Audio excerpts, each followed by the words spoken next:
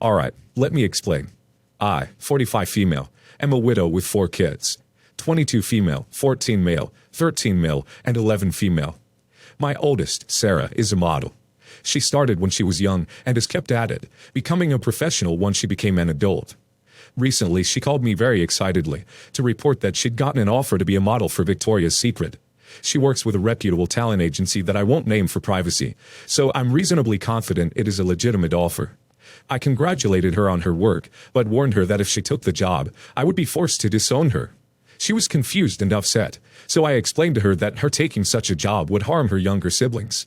While I recognize that P is more easily accessible for boys than it used to be, underwear models, especially lingerie, are still a source of arousal. Especially if she winds up doing that catwalk event they have, or getting put on posters or pop-up ads. It will open her little brothers up to a world of teasing and torment if their friends find out what their big sister does. And it's a small town, so they will recognize her. And what about her little sister? Obviously, she's too young to be worrying about looks. But what if she doesn't become as beautiful as Sarah? What will that do to her self-esteem to know that she has to work hard, while her big sister gets by just by looking pretty? I told Sarah all of this, and explained that I would never forbid her from doing something. It's fine if she decides that that job is what's best for her future. But I had to think about what was best for the future of my other children, and that what's best for them is not having their underwear model big sister in town to cause them problems. She took it harder than I had hoped, and has turned her father's family and some of my family against me. Apparently, she made some calls to see if the rest of the family shared my stance, and she sent a text apologizing for them getting angry at me, and is largely ignoring me now. So, I'm here to see if I'm in the minority here, I suppose. You're the a-hole. You're sacrificing the future of one of your children instead of teaching your other kids important lessons. You're the a-hole. You sound a little confused about what Victoria's Secret is. It's a completely reputable underwear and lingerie store. They do not make pee. Your concerns about other children simply don't hold water. Sarah does not get by just by looking pretty. She's doing a job in a notoriously tough industry, and by the sound of it, doing well. Good for her. You're the a-hole. Holy heck, are you the a-hole? You are welcome to your morals and values, as well as your beliefs. Your daughter, who is of legal age and consent, has an opportunity to have a huge break in doing something she loves, and you want to disown her because you don't agree. She did not turn any family against you. She shared facts, and they came to their own conclusions. It sounds like she was excited to share her success with her mom, who told her she would disown her, and now you are acting as a victim. Ha! My sister, C, 29, and I, 25, grew up comfortable. We have trust set up for us from our grandparents, and our parents were well off. We had our entire undergraduate educations paid off by our father, and we both graduated debt-free. C studied abroad in Germany when she was 20 for a semester, and got very close to our father's friend's son D, 36, while there. He's an only child from a very successful family, and is well off in his own right. D is obsessed with C. He moved to the US for her. His family paid for her dream wedding, and he paid for her MBA. They have one child together. I got married during college to my high school sweetheart, M, 25. M and I live more humbly than C and D. We have 2 toddlers, and try to save as much as we can for their futures. I do not work, and I'm going to school for my master's, so we have less disposable income. Dad gave C and I a home each as our wedding presents. He owns a few other properties, and C has been managing them since she was in college. I was asked if I wanted to manage them when I started college, but I was never interested. C has redecorated most of them, and the entire family has access to them for vacations. We are all currently spending the holidays with our parents. Yesterday, Dad sat C and I down with our husbands to discuss updating his will. Now that both C and I have access to our trusts and no longer need guardians, should anything happen to our parents, our father wants to explicitly state which properties would go to which daughter. He said that since C has been managing the properties since she was 18, she would get one more property than me. He has an odd number, and will get to pick a couple that she wants with no pushback. C said that she wasn't too picky about which she would get, but did want one specific property. She then stated that I should get our father's French home, since D's family already had property there that they were inheriting. It felt like she was rubbing it in my face that she has more money than M and I do. I said it was unfair that she was dictating what I should be getting, and that because she already has so much, M and I should get a larger portion of my father's inheritance. Dad said that he wanted to divide everything up equally, but I countered that C would end up on top when he died regardless of if she was given less than me or not, because of D's inheritance. I said that C already got everything she wanted in life, and that it should be my turn. I then suggested that he divide the property for the grandchildren equally instead. But he didn't want to, as he only cared about providing for his kids, and that it was our responsibility to care for ours. We exchanged some heated words before Em and I left. Mom says I was being selfish, and that our dad was being fair, but I think he's playing favorites since C married his friend's son, and is more successful.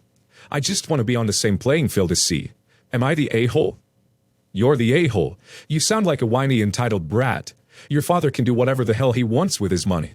Your sister did the work while you sat on your butt, and it's not like you were suffering in a hovel somewhere and eating beans out of a can. Yeah, you're the a-hole. If all that interests you is the money, you should have married a rich man too. You are being jealous. C gets benefits because she actually worked for it. Your mom is right. So you're arguing over how many properties you get to inherit, while you don't work and do your master's paid for by your trust fund. But you have humbly, and think it's your turn to get something in life. You're the a-hole. Why do you think your sister should be punished because her husband is rich? That's not how inheritances work. Why do you think you're so entitled to your parents' assets, and what they do with them? Oh wait, I can guess why. I redrafted my will recently, leaving almost everything to my daughter. I have a daughter and a son. I've been a widower for quite some time now. I feel a bit silly soliciting this advice from the general public, but I've been concerned that my actions may not be justified, and I'm trying to see if I've made a mistake. My daughter is 29 and we are very close. She calls me about twice a week and visits once a year. She had a great deal of schooling and is in the last year for THD. She's very beautiful. However, she's had hospitalizations and one arrest in the past. Over the course of her life, with all the music lessons and sports, and the years of private education, rent, and various expenses, she has cost me a few $1,000,000. She has destroyed hotel rooms, and needed my help much more often than her brother has. Ever since she was a small child, she has had the ability to make me more angry than any other person on earth. But also, when she is pleasant, she makes me indescribably joyous. She is a brilliant person, and I want to support her any way I can. So she has had carte blanche with my credit card for a decade. She is recently married and has announced plans to become pregnant in the next year. I approve of her husband, who seems to be a good provider. My son is 31 and has been married for several years with stable employment. He did not pursue any postgraduate studies. He has a stable, although middle-earning job. I assisted him and his wife by purchasing a local condominium. I charged them only the mortgage, which is much less than they would have to pay if renting in a similarly attractive neighborhood. He and his wife don't intend to have children. My daughter approached me recently and told me about her plans to make a family. She had documents showing that raising a child is projected to cost over $300,000 total by the age of 18, and she talked to me about her philosophy of child rearing, in which case it would be much more expensive. She argued that she should receive more in my will because she will have my grandchild, whereas her brother will not have dependents. I agreed. My son was visiting recently and we talked about his sister's plan to have a baby. I mentioned my will, as I am in ill health. I told him that the family homes and my savings and stocks would go to his sister, and I would sign the condo over to him. He will also get a few pieces of art. I originally did not want to give the homes to her because she would struggle to handle the logistics of selling the house. But her husband is a bright young man, and he can help her. I trust him to handle the sale on her behalf. My son became upset and said I was practicing favoritism. I don't think I was, because his sister has more need for the estate. That is why I'm asking whether people think this was a reasonable decision. Am I the a-hole? You do what you want with your money, it's yours. But don't be surprised if you don't see your son on your deathbed. This is a personal decision to favor your daughter. You've shown she is the only one for you. Don't be surprised if you never see your son again. Wow, I am heartbroken for your son. You are enabling a master manipulator. The money you've forked over to a spoiled brat is appalling. Do you have no shame for the favoritism you've shown? I'm appalled, truly shocked. You are lucky your son has anything to do with you. You're the a-hole, regardless of your will. You created an economical dependent child, and when you pass away, she will most likely burn through the cash left to her and have a hard crash when she runs out of money. Growing up, my 23 female aunt, now 45 female, was child-free in the sense that she actively didn't like children and would avoid coming to events that had children. She would tell my brother and I that children are dirty and scream and annoy everybody until they learn to act like adults. Which I guess isn't wrong, but still hurtful for us to hear as elementary schoolers. What I found the worst about my aunt was how she used to talk about my mom, her older sister. My mom has been single since my dad abandoned us for his affair partner. I've overheard my aunt commenting that my mom's selfish for having children and promiscuous, and our dad probably isn't even our real dad, which is why he left my mom. When I was 10, I finally told my mom about these comments. She refused to keep us in the same room as our aunt, and we've really had no relationship with her. When I was 11, my aunt moved from the same neighborhood as my mom and grandparents to a house in the country about 2 hours away, and I had no real contact with her for the next 7 years. When I was 18, my aunt started trying to reestablish a relationship with me, but I kept my contact with her low. I've been working for a few years and have saved enough money to rent my own apartment. This year, my aunt was hit by a car, and she has a whole slew of health problems. Because of that, she's been needing to visit the hospital frequently and will need to start physical therapy.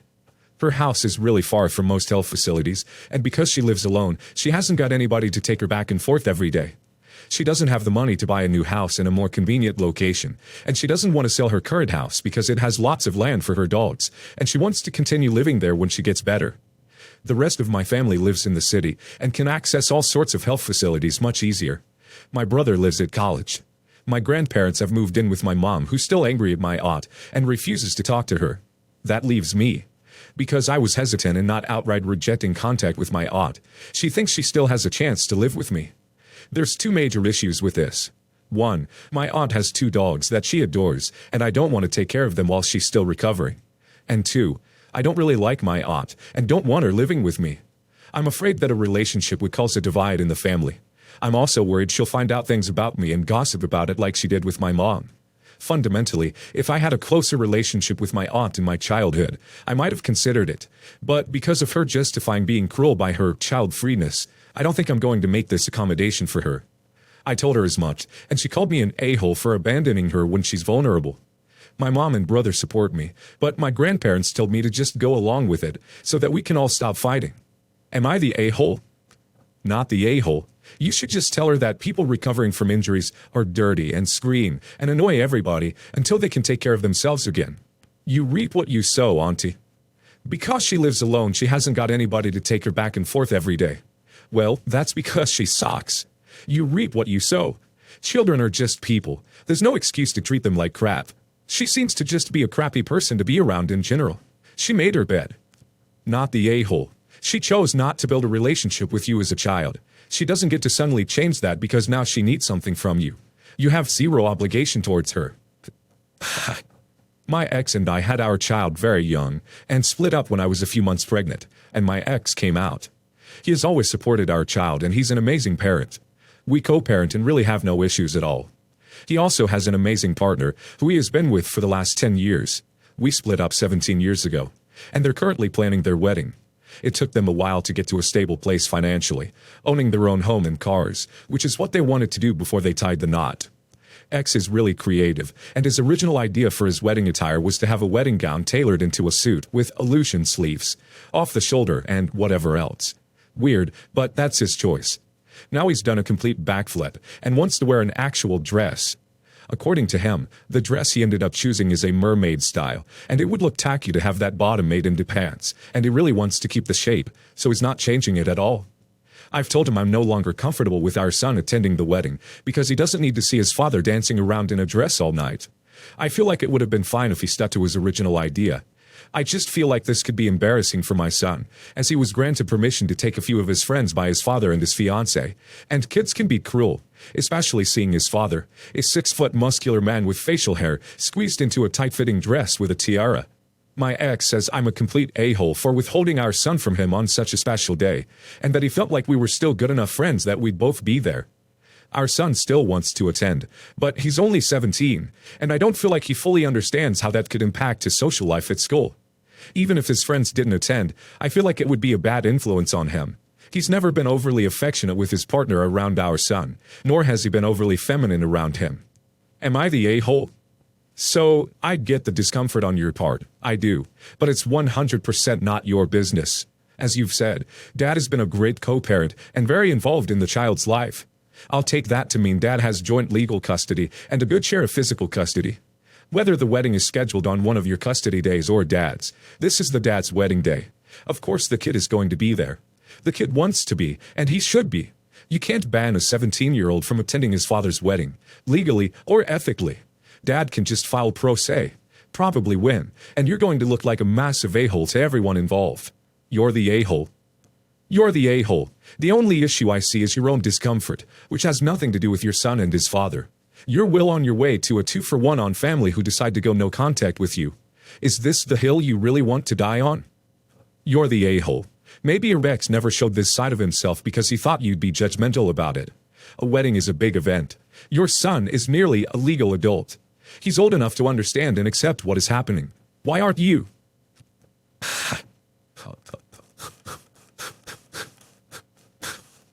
That day I walked out, then